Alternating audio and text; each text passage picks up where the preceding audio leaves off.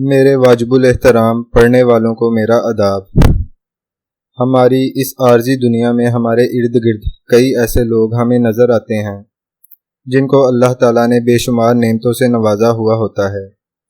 لیکن ایسے لوگوں میں دو قسم کے لوگ ہوتے ہیں۔ ایک تو وہ جن کے پاس مال و اسباب کی ایک کثیر تعداد نظر آتی ہے، جبکہ دوسرے وہ جن کو اللہ تعالیٰ نے مال و اسباب تو پہلے کم دیا ہوتا ہے، لیکن بعد میں اس مال میں اتنی برکت ہو جاتی ہے کہ مال و اسباب کی تعداد وہاں بھی کافی نظر آتی ہے۔ اور اب دیکھنے اور سوچنے کی بات یہ ہے کہ اللہ تعالیٰ کے نزدیک مال کا کثیر ہونا صحیح ہے یا کم مال میں برکت ہو جانا صحیح ہے، یا دوسرے الفاظ میں ہم اس طرح کہیں کہ ہمیں اللہ تعالیٰ سے اپنے لیے جو بھی مانگنا ہو وہ کثیر مانگنا چاہیے یا برکت مانگنی چاہیے۔ ہماری آج کی تحریر اسی عنوان کو لے کر ہے۔ میرے واجب الاحترام پڑھنے والوں انسانوں کی جن دو اقسام کا میں نے ذکر کیا ہے، انہیں پڑھ کر آپ کو لفظ کثیر اور لفظ برکت کا مطلب یعنی معنی معلوم ہو گئے ہوں گے۔ اگر دنیا کی ہر آسائش آپ کے پاس موجود ہے، روپیہ پیسہ کی کوئی کمی نہیں ہے، تو یہ آپ کے پاس جو کچھ بھی ہے وہ مال کثیر کہلائے گا، اور کسی مال میں قدرت کی طرف سے برکت ہو جائے اور اس میں اضافہ ہو جائے تو یہ برکت کہلائے گا، یعنی اللہ کی طرف سے غیبی مدد ہے۔ میرے واجب الاحترام پڑھنے والوں، فی زمانہ یہ دیکھا گیا ہے کہ جن کے پاس مال کی کثرت ہوتی ہے تو وہ اپنے اس مال اور بیوی بچوں میں اتنا محو ہو جاتے ہیں کہ اللہ تعالیٰ کو یکسر بھول جاتے ہیں، اور وہ مال وہ بیوی بچے انہیں یاد الہی سے غافل کر دیتے ہیں۔ اللہ تعالیٰ نے اس کے متعلق قرآن مجید فرقان حمید کی سورہ منافقون کی آیت 9 میں ارشاد فرمایا، ترجمہ کنز الایمان کے اے ایمان والو، تمہارے مال اور تمہاری اولاد تمہیں اللہ کے ذکر سے غافل نہ کر دیں، اور جو ایسا کرے گا تو وہی نقصان اٹھانے والے ہیں۔ میرے واجب الاحترام پڑھنے والو، کثرت مال کے متعلق ترمذی کی ایک حدیث جو حضرت کعب بن مالک سے مروی ہے کہ سرکار صلی اللہ علیہ وآلہ وسلم نے ارشاد فرمایا کہ دو بھوکے بھیڑیے جو بکریوں پر چھوڑ دیے جائیں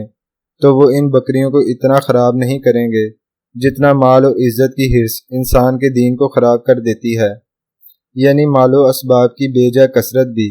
انسان کو اپنے رب تعالیٰ سے دور کر دیتی ہے۔ میرے واجب الاحترام پڑھنے والوں، آئیے ہم یہ دیکھتے ہیں کہ کثرت اور برکت میں کیا اہم فرق ہے۔ مال کی کثرت دراصل انسان پر ایک آزمائش ہوتی ہے، جبکہ مال میں برکت اللہ تعالیٰ کی طرف سے ایک نعمت ہوتی ہے۔ مال کی کثرت انسان کا نصیب ہوتی ہے، جبکہ مال میں برکت انسان کے لیے خوش نصیبی ہوتی ہے۔ مال کی کثرت سے انسان یہ سوچتا ہے اور اس کا ایک اندازہ ہوتا ہے کہ اس کی ہر ضرورت پوری ہو گئی، جبکہ برکت اللہ تعالیٰ کی طرف سے گارنٹی ہوتی ہے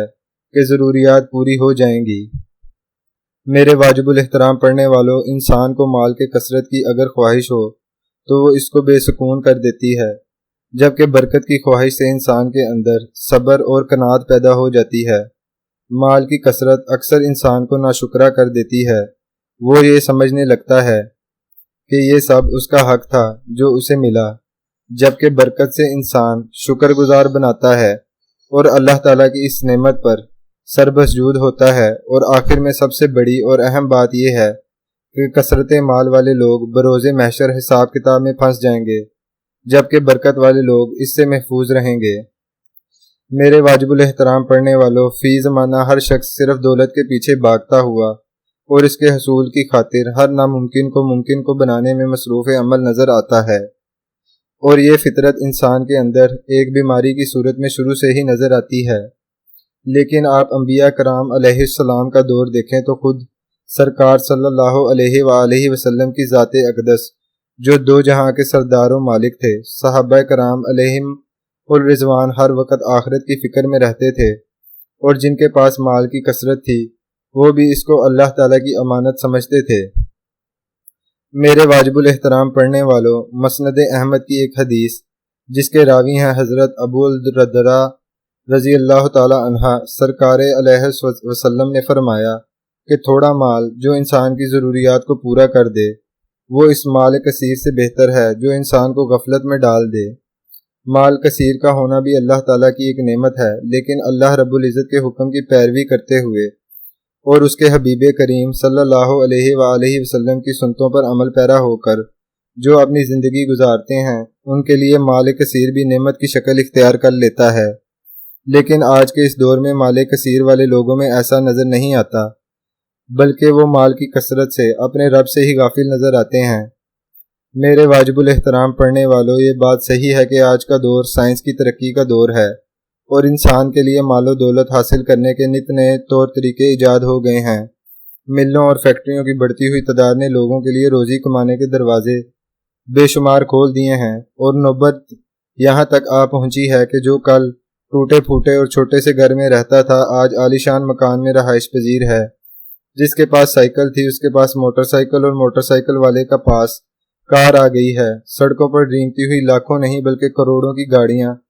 اس طرح نظر آتی ہیں جیسے کسی درخت پر رینگتی ہوئی چونٹیاں۔ لوگوں کے پاس مال و دولت میں اضافہ ہی ہوتا جا رہا ہے، لیکن پھر بھی ہر انسان پریشان ہے، قلبی سکون کسی کو حاصل نہیں۔ میرے واجب الاحترام پڑھنے والوں، کوئی شخص کام میں برکت نہ ہونے کا گلہ کرتا ہوا نظر آتا ہے تو کوئی گھریلو ناچاکیوں کی وجہ سے پریشان ہے، کوئی ناجائز مقدموں میں الجھا ہوا ہے تو کوئی کئی بیماریوں میں مبتلا نظر آتا ہے، تو کوئی بیوی بچوں کی نافرمانی کی وجہ سے پریشان نظر آتا ہے۔ لیکن سوچنے والی بات یہ ہے کہ سائنس کے اس ترقی یافتہ دور میں جب ہر آسائش اور ہر مشکل حل کا حل موجود ہے تو خودکشی اور قتل و غارت کے واقعات اتنے عام کیوں ہیں؟ میرے واجب الاحترام پڑھنے والوں، دراصل لوگوں نے یہ سمجھ لیا ہے کہ سب کچھ وہ پیسوں سے حاصل کر لیں گے، یہاں تک کہ سکون بھی، جبکہ ایسا نہیں ہے۔ کسی نے کیا خوب سچ کہا ہے کہ دنیا کا سب سے دولت مند انسان بھی چاہے تو اپنی دولت کے عوض سکون نہیں خرید سکتا۔ اگر ایسا ہوتا اور مال کی کثرت سے اگر سکون ملتا تو قارون دنیا کا سب سے پرسکون انسان ہوتا۔ حکومت اور عہدوں سے اگر سکون ملتا تو فرعون دنیا کا سب سے پرسکون انسان گزرتا، مگر ایسا نہیں ہوا۔ وہ دولت اور عہدوں کے باوجود پریشان حال رہے اور پریشانی کے ساتھ ہی عبرتناک موت کے ذریعے دنیا سے چل بسے۔ اس سے معلوم ہوتا ہے کہ انسان دولت اور جائیداد کے ذریعے عالیشان اور اونچی بلڈنگیں بنا سکتا ہے، مگر سکون نہیں خرید سکتا۔ میرے واجب الاحترام پڑھنے والوں، اس لیے کہا گیا کہ مال کی کثرت کی دعا نہ کریں، مال میں برکت کی دعا کریں۔ اللہ تعالیٰ اپنی مرضی اور منشا کے مطابق جسے چاہے اسے کم یا زیادہ عطا کرتا ہے۔ وہ چاہتا ہے تو کم آمدنی میں بھی برکتوں کے خزانے کھول دیتا ہے اور ہر طرح سے آرام و راحت میسر کرتا ہے، اور جب چاہتا ہے تو مال و دولت کے باوجود مختلف مصائب اور پریشانیوں میں مبتلا رکھتا ہے، اور ہزار کمائی کے باوجود گھر میں برکت کا نام و نشان نہیں ہوتا۔ قرآن کریم میں اللہ تعالیٰ نے برکت کے نزول کا ضابطہ اس طرح بیان کیا ہے۔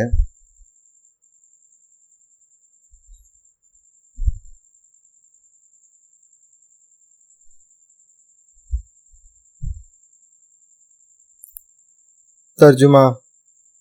کنز الایمان۔ اور اگر بستیوں کے لوگ ایمان لاتے اور تقوی کی روش اختیار کرتے تو ہم ان پر آسمان اور زمین سے برکت کے دروازے کھول دیتے۔ اس آیت کریمہ سے یہ پتہ چلتا ہے کہ برکتیں بھی وہاں نازل ہوتی ہیں جہاں انسان اللہ تعالیٰ کے حکم کی پیروی کرتے ہوئے اس پر ایمان لاتے ہوئے تقوی اور پرہیزگاری اختیار کریں گے۔ ویسے بھی جب انسان کسی اچھے کام کی سچی نیت کرتا ہے اور اسے اللہ تعالیٰ کے حکم کے مطابق کرنے کی خواہش کرتا ہے تو اس میں رب تعالیٰ برکت عطا فرما دیتے ہیں اور خوب عطا فرماتا ہے۔ میرے واجب الاحترام پڑھنے والوں، برکت ہونے کے حوالے سے سب سے پہلے میں آپ لوگوں کی خدمت میں سرکار صلی اللہ علیہ وآلہ وسلم کے کثیر تعداد میں پیش آنے والے واقعات میں سے ایک واقعہ تحریر کر رہا ہوں، جسے پڑھ کر آپ لوگوں کو اندازہ ہوگا کہ اللہ تعالیٰ اپنی عطا سے لوگوں کے مال میں کس طرح برکت عطا فرماتا ہے۔ حضرت ام اوس البحر یہ رضی اللہ تعالیٰ عنہا نے ایک مرتبہ گھی صاف کر کے ایک برتن میں ڈالا، پھر اسے بارگاہ رسالت مآب صلی اللہ علیہ وآلہ وسلم میں ہدیہ کے طور پر بھجوایا۔ حضور انور صلی اللہ علیہ وآلہ وسلم نے ازراہ محبت و شفقت اس پر خلوص ہدیے کو قبول فرما لیا اور ڈبے میں موجود گھی کو اپنے پاس رکھ لیا۔ حضرت ام اوس کے لیے برکت کی دعا فرمائی اور گھی کا برتن واپس بھجوا دیا۔ جب یہ برتن ان کے پاس پہنچا تو نبی کریم صلی اللہ علیہ وآلہ وسلم کی خصوصی دعا کی وجہ سے घी سے لبالب بھرا ہوا تھا۔ حضرت ام اوس کو یہ گمان ہوا کہ شاید نبی کریم صلی اللہ علیہ وآلہ وسلم نے ان کا ہدیہ قبول ہی نہیں فرمایا۔ میرے واجب الاحترام پڑھنے والوں، وہ بہت پریشان ہوئیں، فوراً بارگاہ نبوی میں حاضر ہوئیں اور اپنا پرخلوص ہدیہ قبول نہ ہونے کے گمان میں زار و قطار رو رہی تھیں۔ حضور علیہ الصلوۃ والسلام نے اپنی اس خادمہ کی بے قراری اور پریشانی کو دیکھا تو حاضرین سے فرمایا کہ اس خاتون کو تسلی دو اور اصل واقعہ سے آگاہ کرو۔ حاضرین نے انہیں بتایا کہ نبی کریم صلی اللہ علیہ وسلم نے آپ کا ہدیہ قبول فرما لیا اور اس گھی کو دوسرے برتن میں انڈیل دیا گیا تھا۔ پھر تمہارے لیے برکت کی دعا کی گئی تھی، جس کی وجہ سے تمہارے برتن کے کناروں پر بچا ہوا گھی معجزانہ طور پر اس قدر بڑھ گیا۔ جب وہ واقعہ سے آگاہ ہوئی تو مطمئن ہو کر گھر واپس آ گئیں۔ میرے واجب الاحترام پڑھنے والوں، حضرت موسیٰ بن عمران رحمۃ اللہ علیہ کا بیان ہے کہ حضور اکرم صلی اللہ علیہ وآلہ وسلم کی دعا کی بدولت اللہ تبارک و تعالیٰ نے اس گھی میں اتنی برکت ڈالی کہ حضرت ام اوس رضی اللہ عنہا اس برتن میں سے نہ صرف حضور اکرم صلی اللہ علیہ وآلہ وسلم کی بقیہ حیات مبارکہ میں گھی استعمال کرتی رہیں، بلکہ خلفائے راشدین اور حضرت امیر معاویہ رضی اللہ عنہم کے زمانے تک بھی وہی گھی استعمال کرتی رہیں۔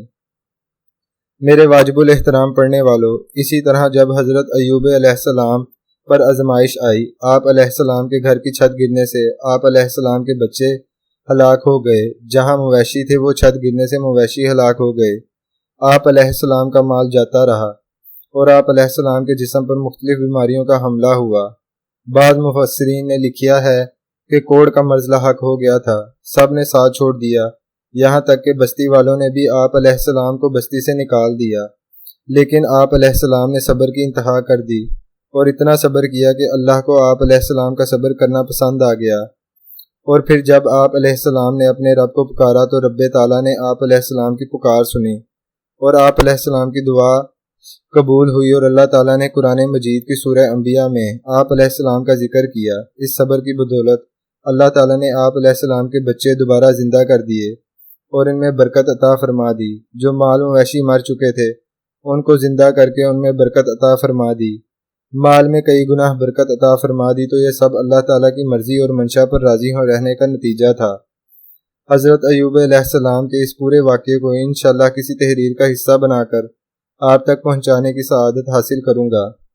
میرے واجب الاحترام پڑھنے والوں، اس سے یہ بات بھی ثابت ہوئی کہ اگر انسان اللہ تعالیٰ کی آزمائش پر شکر ادا کرتے ہوئے صبر سے کام لیتا ہے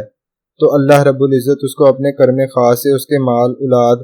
اور تمام معاملات میں برکتوں کے تمام دروازے کھول دیتا ہے، اور یہی وہ برکت ہے جس کی طلب ہر ذی شعور اہل ایمان مسلمان کو ہوتی ہے اور ہونی چاہیے۔ اللہ تعالیٰ نے سورۃ الانبیاء میں دوسرے انبیاء کرام کا بھی ذکر کیا ہے، جن میں حضرت اسماعیل علیہ السلام، حضرت یونس علیہ السلام، حضرت ادریس علیہ السلام، حضرت زکریہ علیہ السلام اور حضرت یحییٰ علیہ السلام، جنہوں نے صبر کیا اور پھر اللہ تعالیٰ کو پکارا تو اللہ تعالیٰ نے ان کی دعا سنی اور نہ صرف اپنا فضل فرمایا بلکہ ان کے مال و اولاد میں برکتیں عطا فرمائیں۔ اور قرآن مجید فرقان حمید میں یہ بھی ذکر کیا کہ بے شک ان میں متقی اور نیکوکار کے لیے نشانیاں ہیں۔ میرے واجب الاحترام پڑھنے والوں، مطلب یہ ہے کہ اللہ تعالیٰ کے حکم کی پیروی کرتے ہوئے اس کے حبیب کریم صلی اللہ علیہ وآلہ وسلم کی خوشنودی حاصل کرتے ہوئے اور آپ علیہ السلام کی سنتوں پر عمل کرتے ہوئے اس کا ہر حال میں شکر ادا کریں، تکلیف یا پریشانی کو اللہ تعالیٰ کی رضامندی سمجھتے ہوئے زندگی گزاریں، اور آنے والی ہر آزمائش پر صبر کا دامن اپنے ہاتھوں سے نہیں چھوڑنا چاہیے، اور اللہ تعالیٰ سے مال کثرت مانگنے کی بجائے کم مال میں برکت کا سوال کریں، یعنی اپنے رب تعالیٰ سے مال میں کثرت نہیں بلکہ برکت مانگیں۔ اللہ رب العزت سے دعا ہے کہ اللہ تعالیٰ ہمیں جو بھی عطا کرے چاہے کم ہی کیوں نہ ہو لیکن اپنے کرم خاص سے اس میں برکت عطا کرے اور ہمیشہ اپنی یاد میں مصروف عمل رکھے، آمین۔